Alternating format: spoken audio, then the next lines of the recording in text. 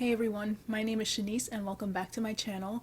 Today I will be reviewing everything that I read in the month of August. It was maybe my most productive reading month this year. I read a total of 13 books. And let me just try to get all of these in frame. Here you go. I think this month I had a really good blend of some classic books, some short story collections, a few contemporary lits, a sci-fi, I had a thriller, and in terms of star ratings, it's a bit all over the place. One 5-star read, which is very rare for me, as you probably have noticed. I give most books 3 stars, and there definitely are some 3 stars in this month. Let me just get started since there are quite a few to go through. I have to start off with possibly if not my least favorite book of the year, definitely one of my least favorites of the year. And it really does pain me to say this because I included this one in my mid-year book freakout tag video where I listed this one as one of my most anticipated reads. I am talking about Post-Traumatic by Chantal V. Johnson, which was published earlier this year. It is about what was described as a Black Latina woman, something that I'm actually going to correct in a second. She's a lawyer in New York. She works in a sort of psychiatric institution where she defends and represents the patients at this institution. A lot of them are indigent and they themselves have gone through a lot of trauma in their lives. And so this main character, whose name is Vivian, she, having gone through so much trauma in her life, can really connect with those kids. So it's really about Vivian, one, going to her job and dealing with all that stress, and two, and mainly, her figuring out how to deal with her own past and figuring out whether cutting certain people off in her family is actually what's morally good for her, how her healing might have to be more of an individual journey. I am so sorry to Chantal Johnson and like anybody who loves this book, but I unfortunately gave it a 1 star. Here's who I think will like this book. I think if you've read Conversations with Friends by Sally Rooney and you liked Bobby as a character in that book, you like how assertive she is and how she tends to theorize about everything all the time. And if you also liked every single character in Tori Peters's Detransition Baby, then I think you will appreciate the narrator and what happens and the structure of Post-Traumatic. I just found it really grating and kind of unbearable to read. The main character, Vivian, because she has gone through so much in her life, she is in a place where she overthinks things and overanalyzes situations, and she has a lot of anxiety and a lot of fears about maybe what other people would consider normal day-to-day activities, but for her they are triggers essentially. She's hyper vigilant about every detail of everyone's conversations, of all the activity around her, from strangers, from her brother, from her mother. I thought the way that some of her more politically tinged soliloquies were introduced were extremely contrived and like self-indulgent. I know this book is described as being darkly funny, but honestly I didn't really find it funny at all. All of the characters drove me crazy and I felt the plot was really messy. It's told in these episodes, so each chapter is one of these episodes in Vivian's life. None of the episodes really paid off. There are trigger warnings for absolutely everything. There's sexual assault, sexual abuse, violence, physical, emotional abuse, eating disorders, just everything. And also I do want to say something about the phrase Black Latina, how Vivian is described by a lot of synopses that I see online. And so I was expecting to encounter someone who is Latina, who happens to have Black ancestry, who is an Afro-descendant. Vivian is really not that. Her mother is Puerto Rican of a non-Black descent, and her father is African American.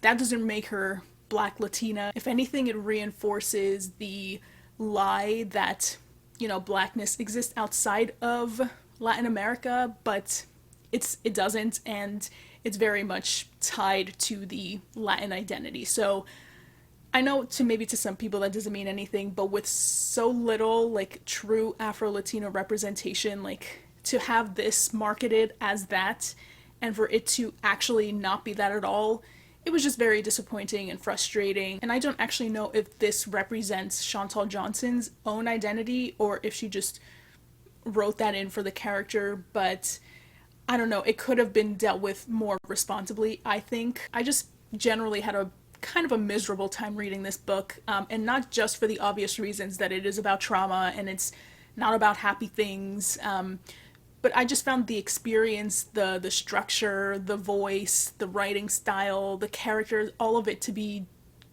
grating and not for me. Don't let my rating for the next book fool you. I actually did like it, but I did give it 2.5 stars. And that is The Storyteller by Dave Grohl. It's actually The Storyteller, Tales of Life and Music. I love Dave Grohl. I will totally admit that in high school I definitely had a crush on him thanks to the Best of You music video.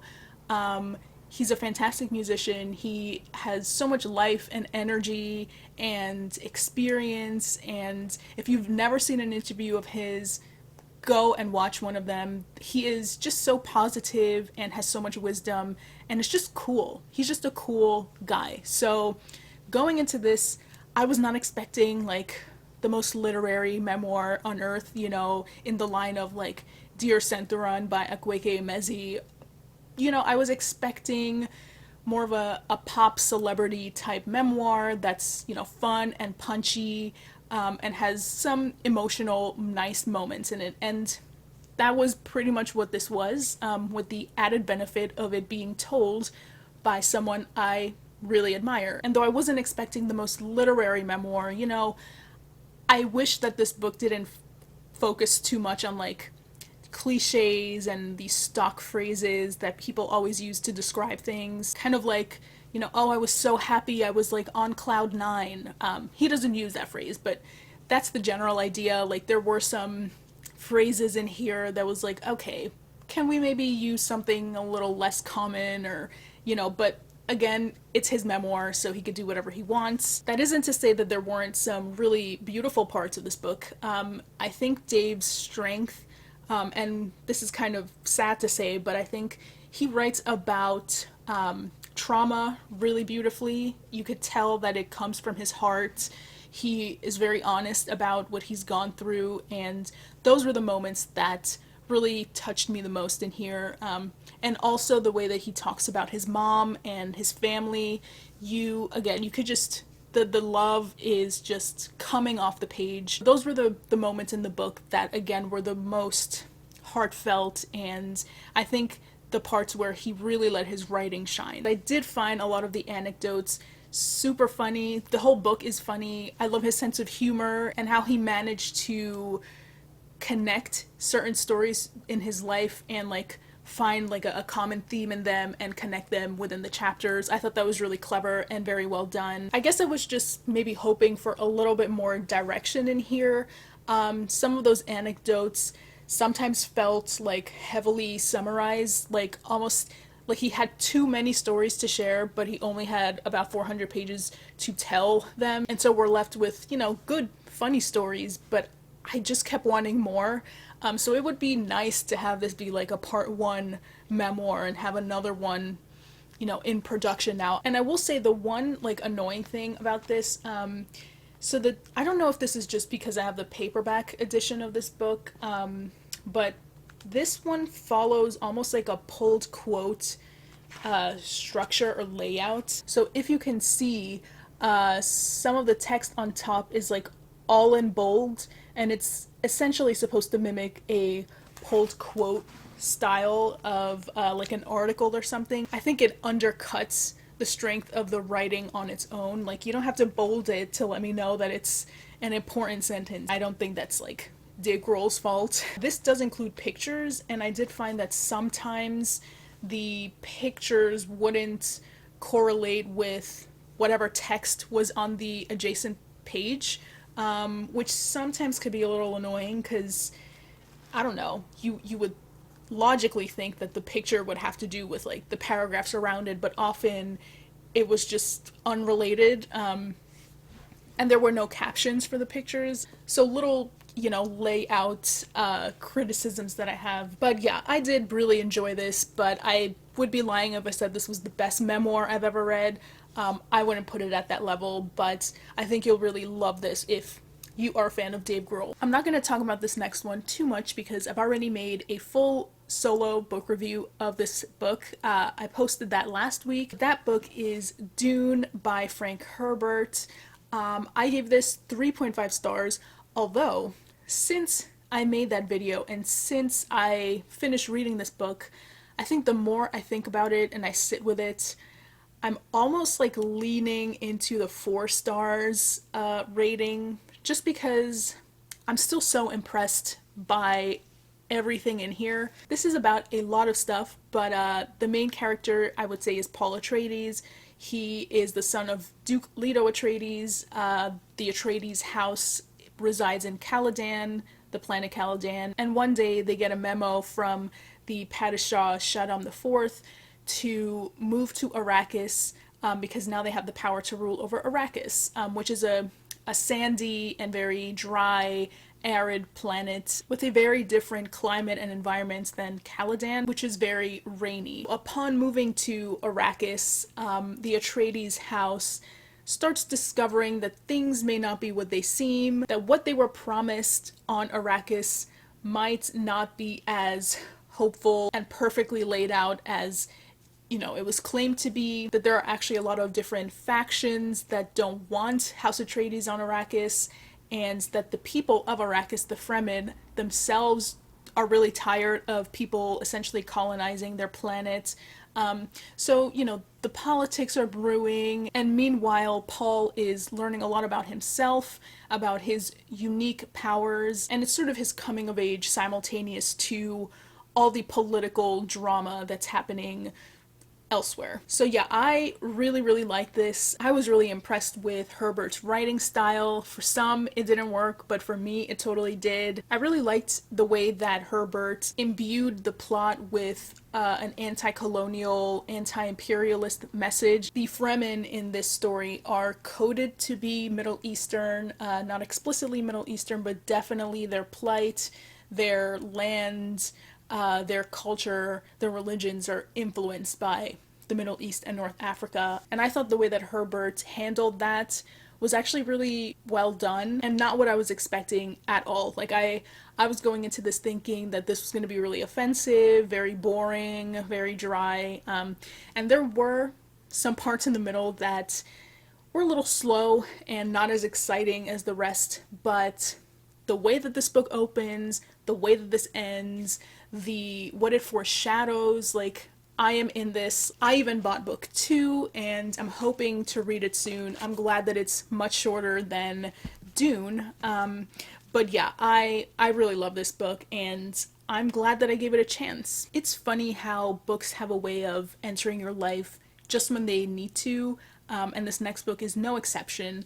The next book that I finished was Viola Davis's recent memoir called Finding Me. This was published earlier this year and I gave it 4 stars. I really love Viola Davis as an actress. I think she's superb, but I honestly didn't know much about her background, her upbringing, what she's gone through, and reading this, I mean, she is a survivor, she is a warrior, she's incredible. So yeah, in this book, and in a perfect length to me, which is under 300 pages, Viola Davis manages to tell us about the details of her upbringing, how she did live in poverty in Rhode Island, how the racism that she endured, reading about like what she had to go through in school by these idiotic teachers.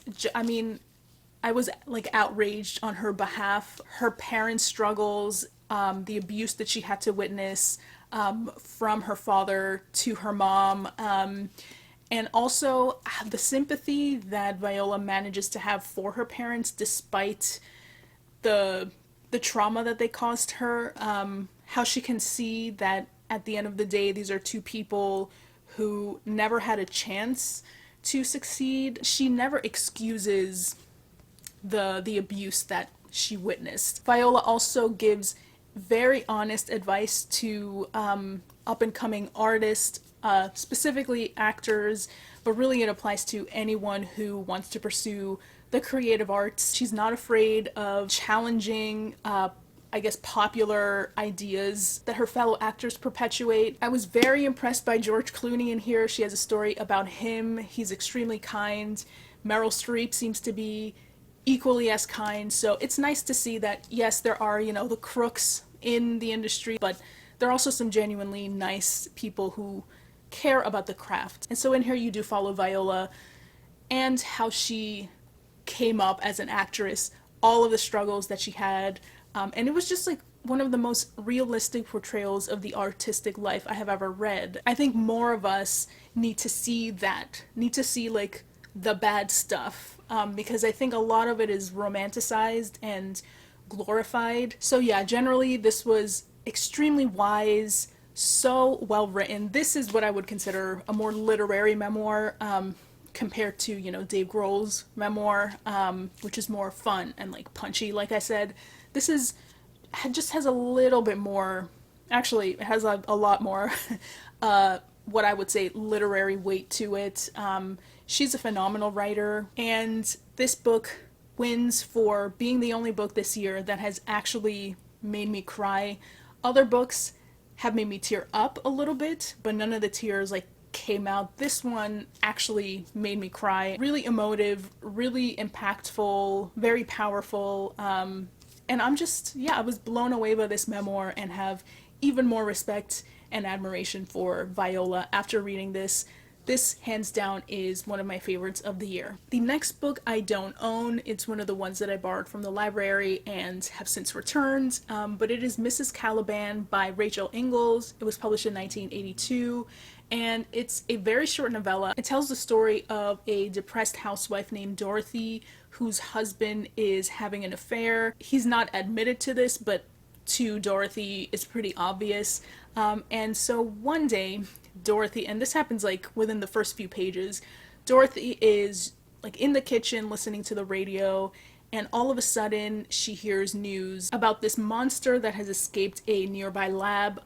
He's non-human, but he has sort of humanoid features. He's big and tall and green, and he's highly dangerous according to the radio broadcast.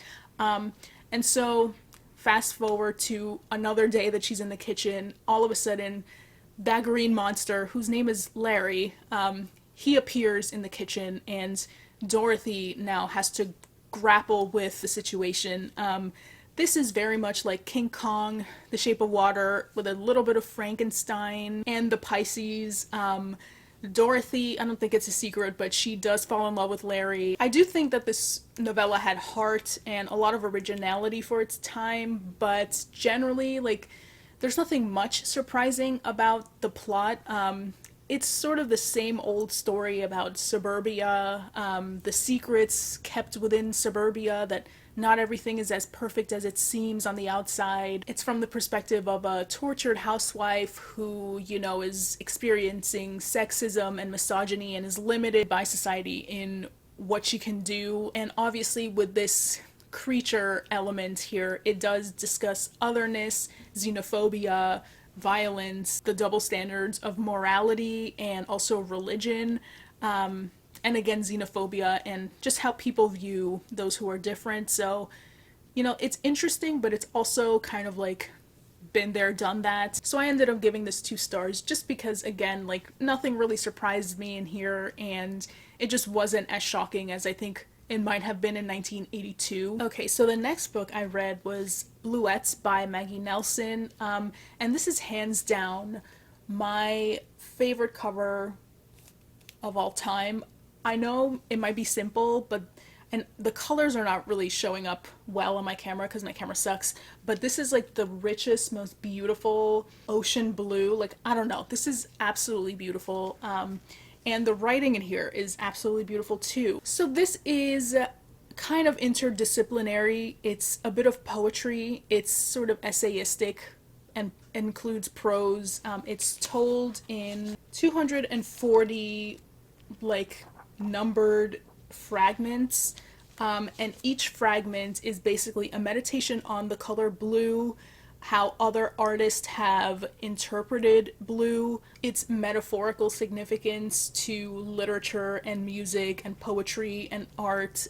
There are a lot of allusions to different artists. So I was wowed by just how Maggie Nelson is able to connect these disparate themes and subject matters. I haven't really seen it done so well since I read Elif Batuman's Either Or.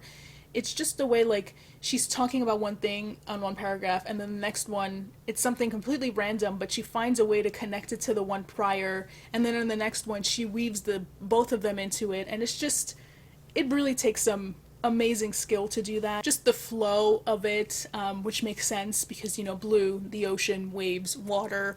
The questions that it was asking, it definitely asks a lot of you as a reader. Yes, you can finish it in a day, but I don't think you would be appreciating it as much because you're really supposed to take some time and meditate along with it and with the questions that it's asking. Ultimately, I ended up giving it 3 stars just because this is an intensely personal work, and despite how beautiful it was written and those interesting questions that it was asking, I still felt at a distance from the text the whole time. I felt very outside of it when I was reading, and also this might just be a sign of me being a prude. Maybe I am a prude, but there was just like random vulgarity in here, which threw me off a little bit because, and I think the juxtaposition that's sort of stark is the point, but the way that it was included, it was just like, okay, I think you just want to like shock the reader, but I just didn't think it was wholly necessary. But again, it's very personal, so like, who am I to tell Maggie Nelson that she can't use those terms? But yeah, for me, it just like was a little bit disarming and off-putting. It just like affected the flow a little bit for me. But yeah, so I gave it 3 stars, but I definitely want to check out other things that Maggie Nelson has written because 1, the covers are beautiful, and 2, her writing is spectacular. So the next book is a beloved classic published in 1962 that I did not like. That is One Flew Over the Cuckoo's Nest by Ken Kesey. This did not do it for me at all. I hate using the term masculine to describe things because we just fall in line with stereotypes, but this like exemplifies hyper masculinity to me. I have just a lot of conflicted thoughts about this.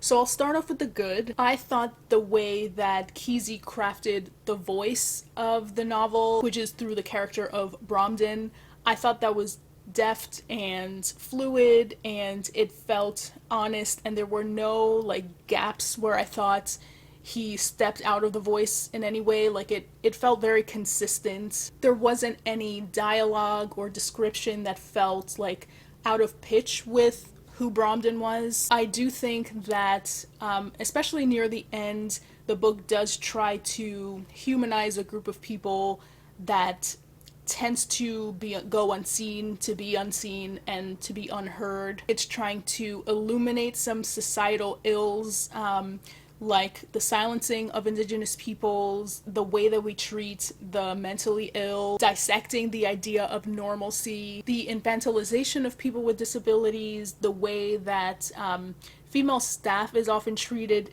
within mental institutions, the corruption of the criminal justice system and also of mental institutions. I don't love that phrase, but that's essentially what it is in this book. And also analyzing how the insane defense can be abused by people who have no mental illnesses, and how in turn that almost delegitimizes people who actually do have mental issues that affected the crimes that they committed, how that complicates that discussion. So yeah, like a thumbs up for that. There are some like capital I important themes, but unfortunately for me, I don't think that the way that some of these themes were explored were done very well, that they weren't foolproof, solid. They raise concerns. So I don't like that McMurphy,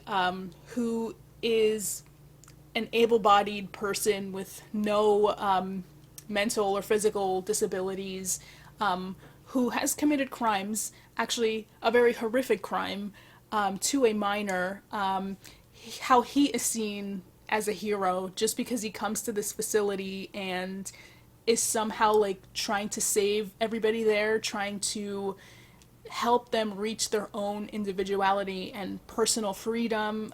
He's like, he has this stick it to the man kind of personality. He talks back to the nurses, and he's always trying to upend the system, you know.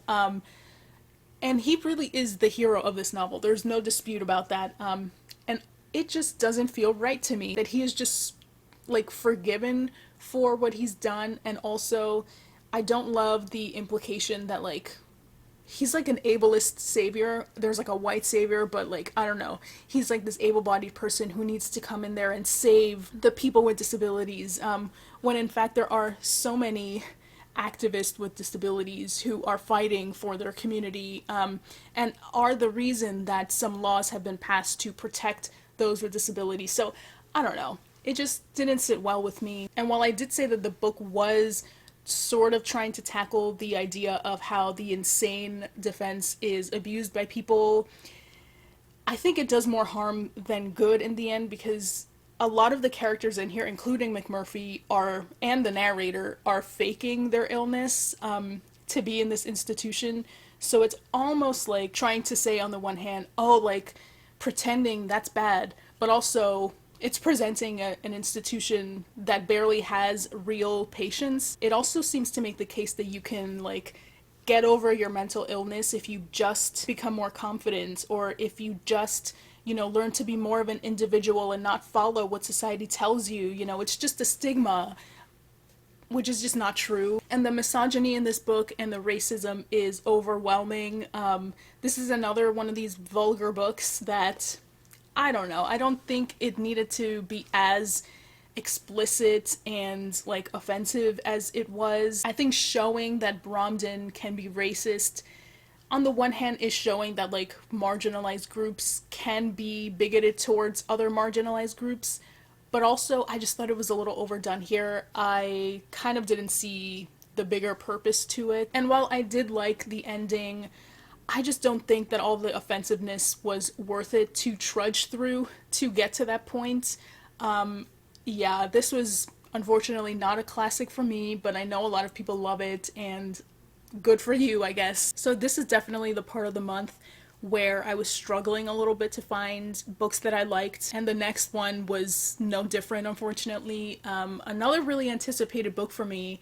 It was called Of Women in Salt, and it's by Gabriela Garcia. It came out in 2021, and what I will say is more of constructive criticism, maybe like advice how to make it better. What I would have done was, one, just say the story linearly.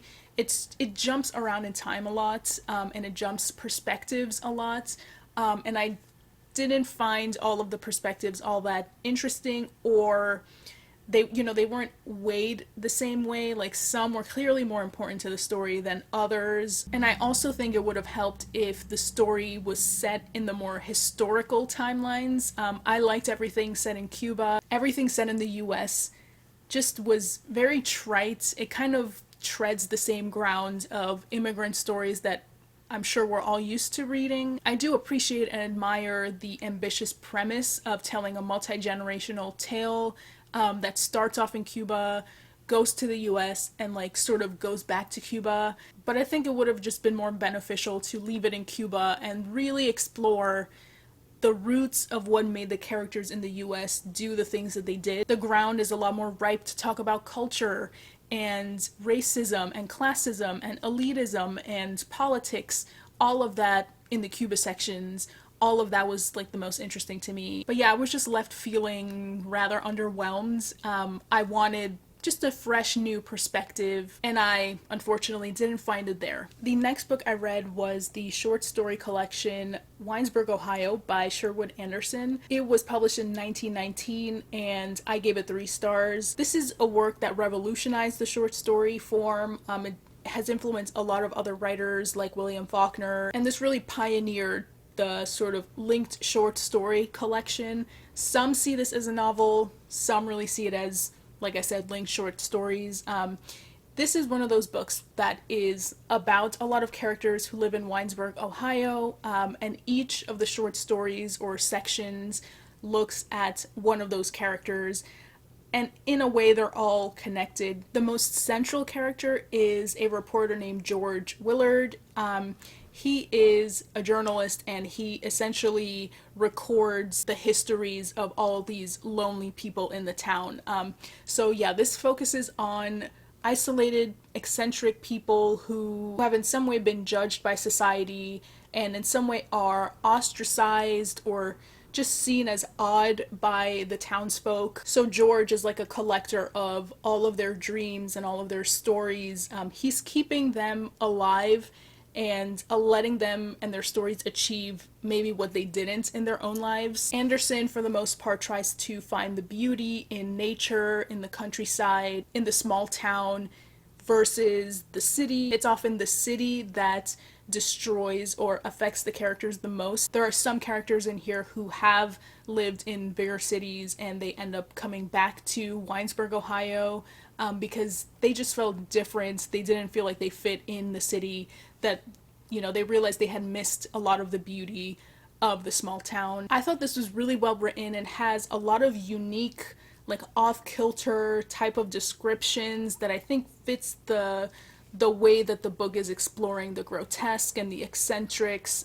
I think the descriptions match the characters really well. There was just some really unique imagery in here, but overall I did find this to be a little too quiet for me. A lot of the struggles of the characters in here tend to be repetitive. I think that may be the point, that despite the loneliness that each of them feels, how they feel like their struggles are so unique and no one's going to understand them, the fact that so many people are actually dealing with the same thing, I think setting that up is maybe the point, but I guess as a reader, it just got repetitive. There are a lot of themes of hands, and in turn, the impossibility of human touch and human interaction, and what happens to people when they are alone. But yeah, I think if you like Midwestern stories, if you like quieter short stories, wholesome stories, and like the plight of the everyman, I think this is for you. And just generally, this is a classic of American fiction, and again, a pioneering short story collection, so I still would recommend it, though I don't know if it's as impactful in today's age, but still I think worth reading. And next up we have Notes on an Execution by Dania Kukafka, which was published earlier this year. It tells the story of a man on death row named Ansel. He has about 13 hours to die, and what makes this story and this thriller a little bit unique is that Ansel's story, maybe in a traditional thriller or book about crime, his story would be told through his perspective, but here we actually learn about his story and the crimes that he committed through the perspectives of the women that he's affected in his life.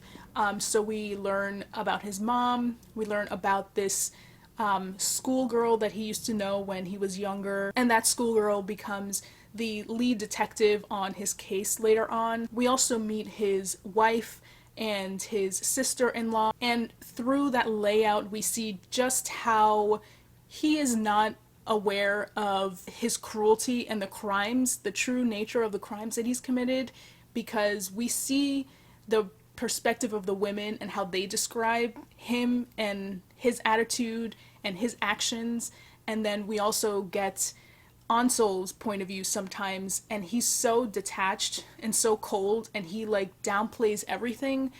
He's completely delusional, and I think this book does a good job of analyzing today's culture that tends to worship or admire serial killers and just big time criminals. It also just has the most beautiful language. I haven't come across a thriller with this sort of literary style since Ton of French. I read In the Woods a few years ago, and I think it's on that level. It's just, it has some beautiful, beautiful prose in here. And Kukafka is excellent at handling people's interior lives. I think she asks a lot of uncomfortable questions in here.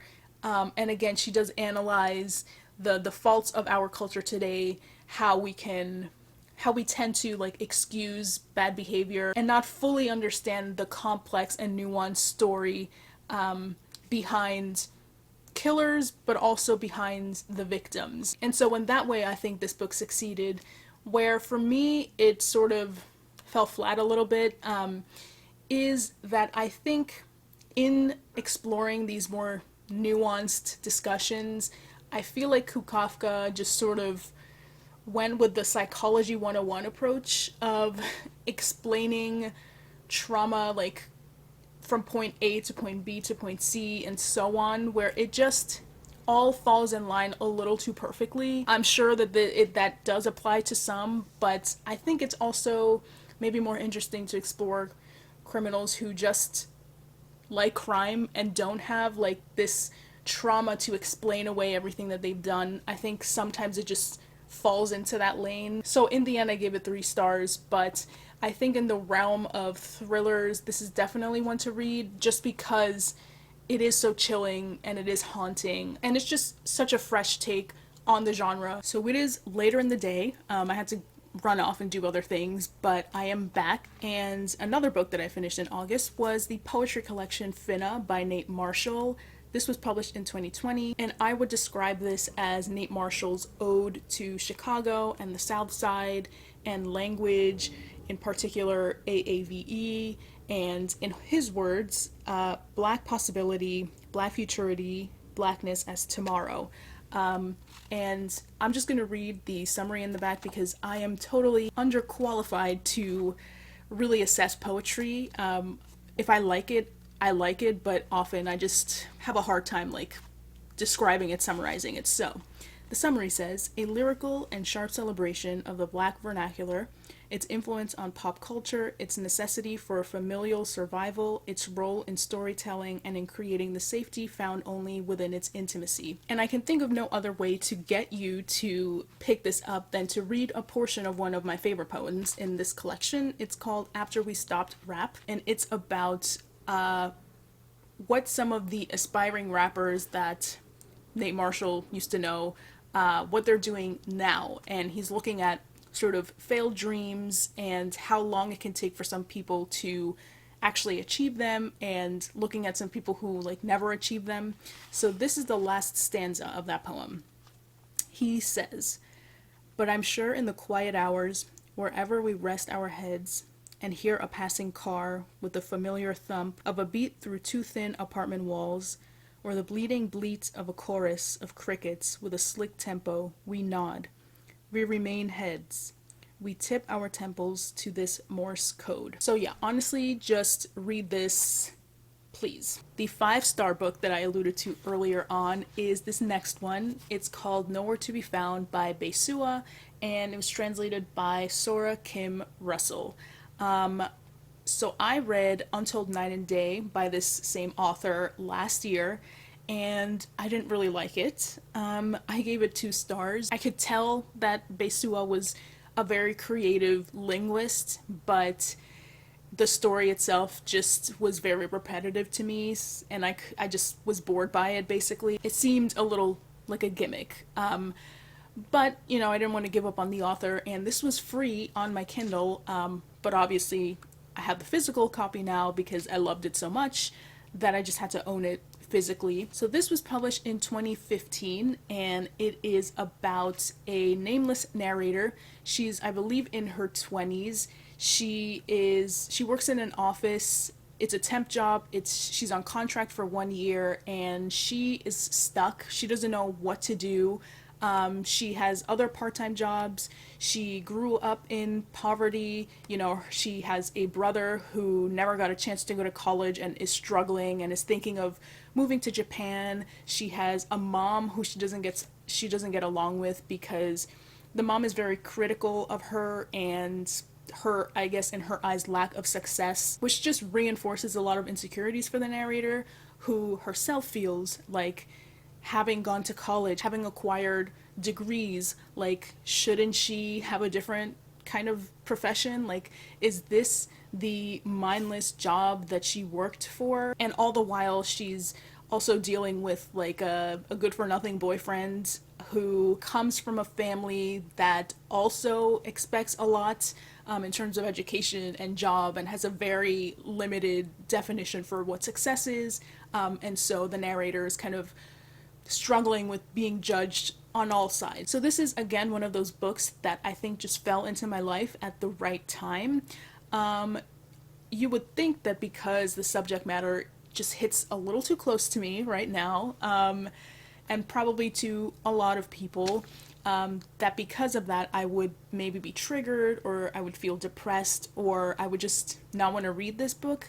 And that will be the case for some people. So, know yourself as a reader and like approach this with caution. But for me, it just totally worked. It's one of those things where you feel seen and understood, and like you finally see the thoughts that you have, the thoughts that you have had before about yourself, about your job, about your life, about your future, just put into such beautiful and accessible language. It just feels like you're unearthing some truth that you needed to hear, and seeing it on the page almost decodifies it for you. The prose here is luscious and jagged and sharp, and you don't know where the sentences or the plot are going. This is a more meandering novel. The narrator is in her own life meandering, but also in her narration meandering. We just follow her going from one place to her job, back home to see her boyfriend. She takes this one trip to visit her boyfriend in a training center. He has joined the army. And this is set in South Korea. I don't think I mentioned that. But we follow her day-to-day life and all the mishaps that she encounters. You'd be surprised how funny this book actually is, but it's like pitch black humor, which I loved, and it was really good to intersperse the heaviness with those comedic moments too. This book speaks to failed dreams, how to make something out of life's failures, how to view failure as a chance to take a new direction in your life. It talks about classism and elitism, the economic situation in South Korea, loneliness, wealth inequality, just everything. And it's told in such a compact way. As you can tell, this is like just over 100 pages. It is 103 pages. I read it in one sitting, like less than 2 hours. And it's just a phenomenal book. I find that this book succeeds in the way that I hear other people talking about Untold Night and Day, which again was just not for me, but this was incredible. In August, I also read Extremely Loud and Incredibly Close by Jonathan Safran Foer. This was published in 2005. It's told from the perspective of 9-year-old Oscar. He lives in New York with his lawyer mother and his jeweler father named Thomas. Thomas and his son are basically best friends. Because Oscar is very precocious and socially awkward, and he likes to like live inside himself, Thomas often engages him in these like treasure hunts across New York City just to get Oscar, out of the house and more comfortable socializing with people who aren't his dad and his mom and his grandma. And so these like treasure hunts and reconnaissance missions, I think is what they're called in the book, they happen quite often, and they're a really beautiful bonding moment for the two. So this is not a spoiler because it says it in the back, and it's kind of well known about this book that sadly Oscar's father passes away in the 9/11 attacks. And so the book follows Oscar a couple of years after this event, and we see him in a really sad state of depression and anxiety. He often self harms. I think he's sort of withdrawn within himself even further now that his dad is gone. And he's just having a really hard time communicating all of this with anybody. Even though he does see a therapist, it's still very hard for him. And so one day, Oscar finds this really battered old key in his father's closet, and he convinces himself that this is a clue left behind by his father. And what Oscar's mission now has to be is to find what this whole key is about, what it opens, where did it come from, what is his dad trying to tell him through this key. And so this sends him on this treasure hunt of sorts across the boroughs of New York City. He gets to meet new people, kind of eccentric loners, people who are also struggling, and that ultimately helps him communicate his own pain and find some sort of closure about the death of his dad. So I gave this 3 stars. I was really surprised by this book because of the heavy subject matter. I expected a more traditional kind of pared back sort of writing style, but instead this is very energetic, almost frenetic and chaotic and fast paced. It just has a very up-tempo rhythm. Oscar never takes a breath, so the actual narration itself just moves really quickly, and it's very high energy most of the time. I really liked the relationship that Oscar had with his grandma and also his grandfather, and also this other neighbor that he meets along the way. I'm not going to say too much about that, but I thought the neighbor was really funny and really endearing, and I do think that it does a really good job of having Oscar have some sort of emotional development by the end. Again, I'm not going to say what happens, but he does find his own version of closure. It was interesting how this book uses typography to enhance the narration. So there are a lot of pictures, as you can see, and actually I'm going to say more about this picture because it's actually something I don't like about the book. There are pages sometimes with just one sentence, and that reflects something about a character in here. Pages that have, words circled and red, and in one section you can see that the words get smaller and then they get so crowded that they gradually turn completely black. It was nice sometimes to get these breaks with the pictures and the typographic experiments. What I didn't totally love was, okay, so I did show you that one picture. Not that I really need to tell anyone, but obviously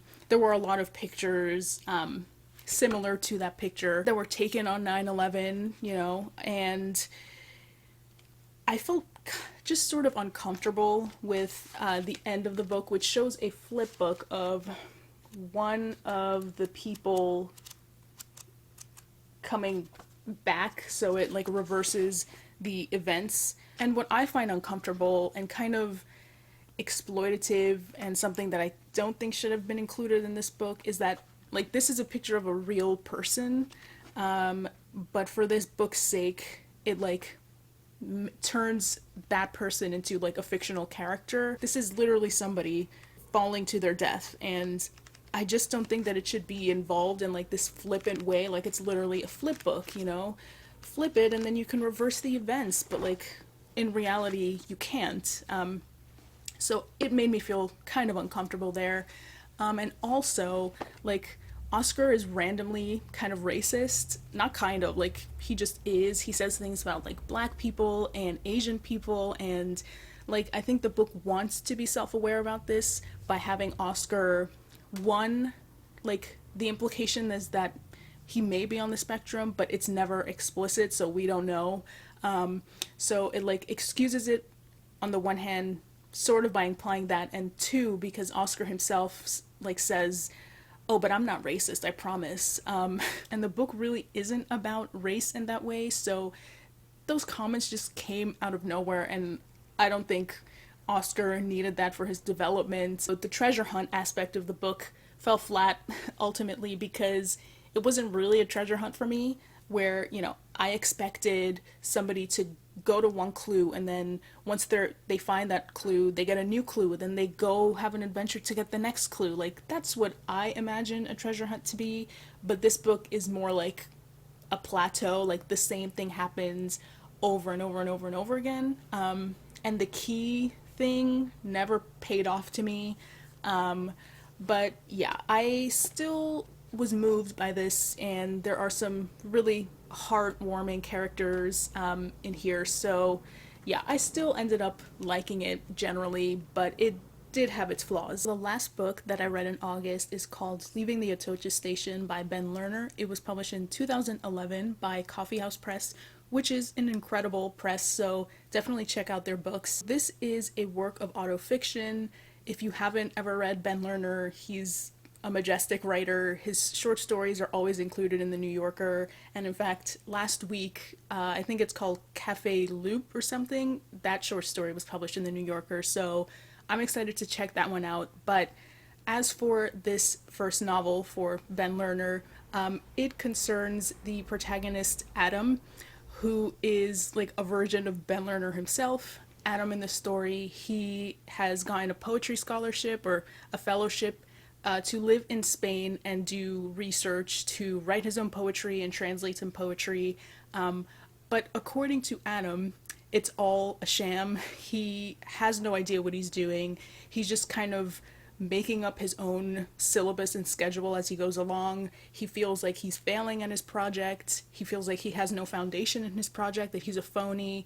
And he just like generally doesn't have much confidence in his own writing ability. And so the book, which is a little under 200 pages, is really just him and his day-to-day life, the people that he meets, the girlfriends that he has, all the marijuana that he smokes, the poetry that he writes and doesn't write. A lot of it is a meditation on art, so there are a lot of passages of him describing and analyzing a picture, a sculpture, a piece of poetry. He really, really likes John Ashbery. He's a big inspiration to him, and so a lot of passages deal with that poet and his works, and just a lot of like low self-esteem about one's own art, and just the artistic writing process in general. This is definitely not a book that is plot-centered at all, so if you like plot and action and a fast-paced novel, this is not it. Without a doubt, for me, the most powerful part of this novel is the writing. You either love Ben Lerner or you don't. His style and his topics can be a little bit like intellectual and pretentious. Like I said, this deals with a lot of art and analyses of art, so some of it may be distancing to some readers. His sentences reflect the insecure nature of the narrator, so they're very long and they have a lot of interrupting clauses in between. He sort of self-edits as he goes along. Sometimes he puts ridiculous phrase either in parentheses or just smushed between two commas. They're very detailed. He'll start the sentence with one thought, and then as you go along, it sort of tumbles into a different idea and then comments back to a first word in the beginning and then continues on with the original message of the sentence. So it's a bit like that, which again may not be for everyone, but I just am really amazed by what he can do with language. But this is one of those books that, for all the beautiful language that it has, the wonderful sentences that it has, I ultimately gave it 3 stars just because it was a little bit lacking in plot, and I think Ben Lerner wanted to communicate that Adam recognized his privilege as a white male student living abroad in Spain. But I just found sometimes like Adam's narrative to be kind of flippant to his privilege. Sometimes he would just say, like at the end when he was thinking about whether or not to stay in Spain after the fellowship ended, he just casually said something like, oh well, it's really easy to live illegally in Spain as a white person, so it's not going to be a big deal for me to stay. And it's like, okay. So it's a lot of that, and I felt like it was lackluster and a little bit disappointing. but again, the writing is stunning and kind of inspirational to me. I think it can really like re-energize you if you're a writer, just to see like what can be done with words. But yeah, ultimately gave it 3 stars. But I am very excited to continue reading Ben Lerner's other novels. I know his second one, I think it's called 1014, is more experimental. And that one has gotten mixed reviews. But his third novel, the Topeka, what is it? The Topeka School? I forget, but that one I believe was nominated for the Pulitzer. So we'll see. And if you just want a sneak peek into his writing style, I would say check out the short story The Golden Vanity, which was published in The New Yorker. That kind of gives you a taste of his writing style. Again, his characters tend to be socially awkward artists trying to find their voice and their way. So yeah, just check that one out. If you don't like it, then maybe Ben Lerner's not going to be for you. And that is all for August. It's been a long video. I've talked for too long. I feel like I've been talking about these books all day now. But yeah, thank you so much for watching this video. If you liked it, please do like and subscribe and comment down below. What was the best and the worst book that you read in the month of August? I know I had quite an array of ratings, a 1 star all the way to a 5 star. So obviously for me, I would say my favorites were Finna by Nate Marshall and Nowhere to Be Found by Bei Sua. Worst has to be Post-Traumatic, sadly, but definitely one of the worst I read this year. Let me know down below once again which ones were your faves and which ones were your least faves of the month of August. And with that, I will leave you all. Again, thank you so much for watching, and I will see you all next time. Bye!